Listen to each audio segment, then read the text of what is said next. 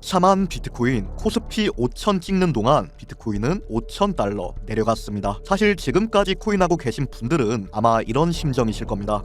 코스피가 불장인 건 맞는데 내가 들어가면 그때부터 내려갈 것 같다. 그리고 코인은 오를 것 같다. 그래서 이도저도 못하겠다. 늘 솔직한 분석을 풀어냅니다. 베이지컬리입니다.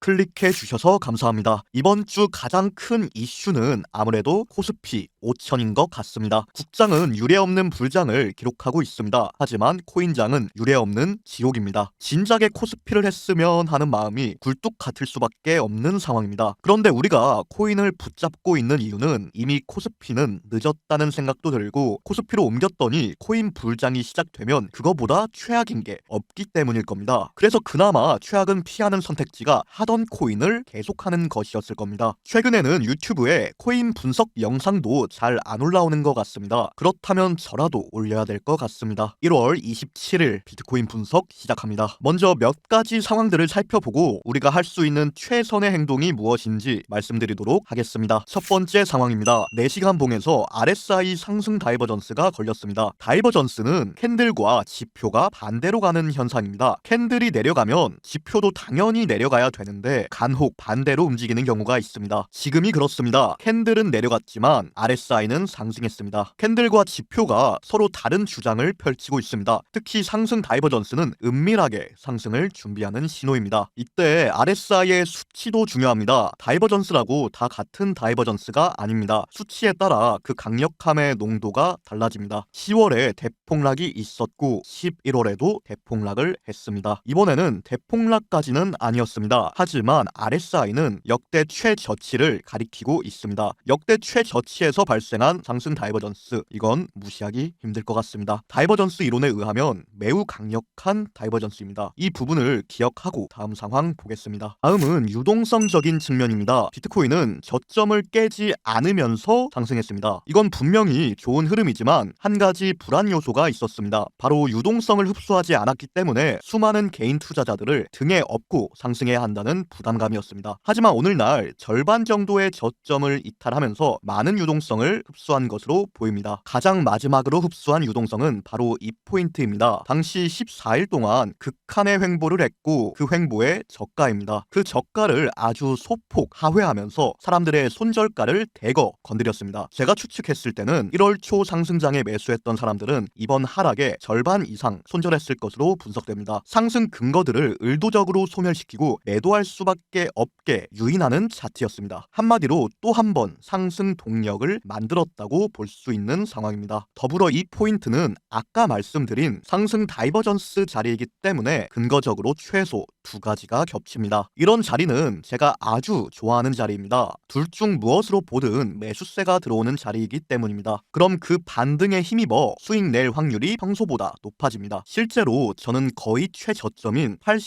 86.5K에 추가 매수를 했고 그 부분을 텔레그램에 모두 공유드렸습니다. 이때가 새벽 6시였습니다. 그때도 저는 차트를 보고 있었고 텔레그램 브리핑을 남겼습니다. 직장인 구독자분들의 시간을 덜어드리려면 제가 시간을 더 쓰는 수밖에 없다고 생각합니다. 다음 상황입니다. 현재 가장 중요한 추세선도 보겠습니다. 오늘날 이 추세선의 지지를 받고 반등한 것으로 파악됩니다. 이 추세선의 특징은 닿으면 애매하게 끝나지 않는다는 점입니다. 처음에 바로 크게 반등했고 두 번째도 크게 반등했습니다. 세 번째는 진행 중인 것 같습니다. 물론 첫 번째와 두 번째 당시에는 이 추세선이 아직 만들어지지 않았기 때문에 추세선의 영향이라고는 볼 수 없습니다. 하지만 반등의 기점이 됐던 구간들을 이었을 때 이러한 추세선에서 또다시 반등 중인 것은 분명한 사실입니다. 특히 이 저점의 상승 간격이 크지 않고 굉장히 완만하게 상승 추세가 형성됐습니다. 이 정도 추세도 유지하지 못한다면 그건 더 이상 상승 추세 또는 상승장 초입이라고 보기 어려울 것 같습니다. 따라서 추세선을 이탈한다면 저는 최종적으로 매도를 고려할 것 같습니다. 일시적으로 이탈하고 빠르게 말아 올리면 그건 문제 없습니다. 그건 베어 트랩이기 때문에 오히려 좋습니다. 하지만 이탈하고 빠르게 말아 올리지 못한다면 꽤 안 좋은 상황으로 이어질 수 있습니다. 그 상황이 온다면 유튜브를 통해서 텔레그램을 통해서 빠르게 공유드리겠습니다. 유튜브 영상을 보시는데 10분, 텔레그램 브리핑을 보시는데 1분, 약 11분으로 제 하루의 전체를 사용하셔도 좋으실 것 같습니다. 같습니다. 구독과 좋아요 부탁드린다는 말씀 드려봤습니다. 마지막으로 또 하나 말씀드리겠습니다. 이것까지는 보시는 게 좋으실 것 같습니다. 조금 특이하지만 가장 중요한 내용입니다. 최근에 업비트나 빗썸의 잡주들 움직임이 꽤 이상하다는 건 다들 아실 거라 생각합니다. 엑시 인피니티도 그렇고 엔소도 그렇고 보시면 300%씩 상승했습니다. 그 외에 다른 종목들도 평소랑은 느낌이 다릅니다. 단순 느낌만 다른 게 아니라 차트적으로 오묘합니다. 저는 9년 동안 코인을 하면서 이런 현상을 몇 번 마주한 적이 있습니다. 비트코인 횡보에 잡주 펌핑이 이루어지면 어떤 일이 발생하는지 말씀드리겠습니다. 딱 하나라고는 말씀 못 드릴 것 같습니다. 두 가지 경우가 있습니다. 첫 번째는 시총이 작은 종목들부터 저항 테스트를 하는 중일 수 있습니다. 무슨 말씀이냐면 계속 하락 횡보만 하던 종목을 갑자기 상승시켰을 때 개인 매도세가 얼마나 들어오는지 테스트 중일 수 있습니다. 개인 물량을 체크하는 과정이고 이 과정에서 주포는 종목의 목표가를 설정하게 됩니다. 이 경우라면 머지않은 시점에 대거 상승을 시작합니다. 우리한테는 가장 좋은 시나리오일 겁니다. 하지만 다른 경우도 있습니다. 전반적인 코인 시장이 또 크게 하락할 예정이라면 그걸 먼저 파악한 잡주 주포들이 장이 더 나빠지기 전에 박앤세일로 물량을 넘기는 것일 수